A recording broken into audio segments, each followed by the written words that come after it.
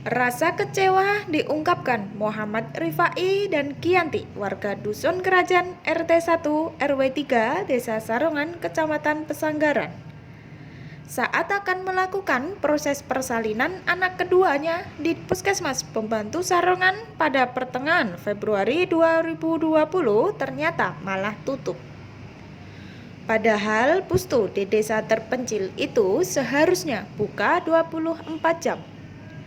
Ironisnya, 3 bidan yang ada di desa Sarungan di Kandangan, Kecamatan Pesanggaran saat kejadian juga tidak ada di tempat prakteknya. Rifai mengungkapkan pada 14 Februari sekitar pukul 12 atau selepas sholat Jumat, istrinya yang sedang hamil 9 bulan mengeluh sakit perut dan mengalami kontraksi. Ia langsung membawa istrinya ke Pustu Sarongan dengan mobil Suzuki Arena bernomor polisi P1779GG. Tapi apes saat tiba di Pustu tidak ada petugas medis sama sekali, bahkan seluruh pintu juga terkunci rapat. Karena istrinya terus mengeluh sakit, Rifai langsung tancap gas menuju ke rumah bidan di desa Sarongan. Tapi rumah bidan tersebut juga terkunci dan bidan tidak ada di rumahnya. Ia pun melanjutkan pencarian ke rumah praktik bidan lainnya di desa Kandangan. Lagi-lagi hanya kekecewaan yang didapat. 2 rumah praktik bidan di desa Kandangan juga tutup dan terkunci rapat. Tak tega melihat istrinya yang terus mengerang kesakitan, ia memutuskan membawa istrinya ke dukun bayi di desa Kandangan. Sesampainya di halaman rumah dukun bayi, tiba-tiba air ketuban Kianti pecah di dalam mobil. Rifai pun bergegas memanggil dukun bayi untuk proses persalinan. Akhirnya proses persalinan Kianti dilakukan di dalam mobil Suzuki dengan bantuan dukun bayi.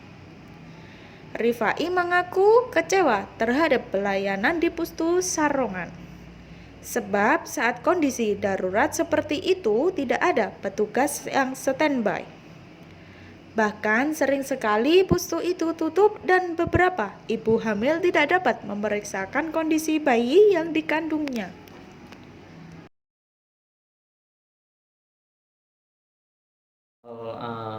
Kejadiannya kronologisnya itu begini, dari jam 11 sudah terasa mual, habis itu jam setengah 12 puncaknya istri itu merasa mual, terus akhirnya ketubannya pecah.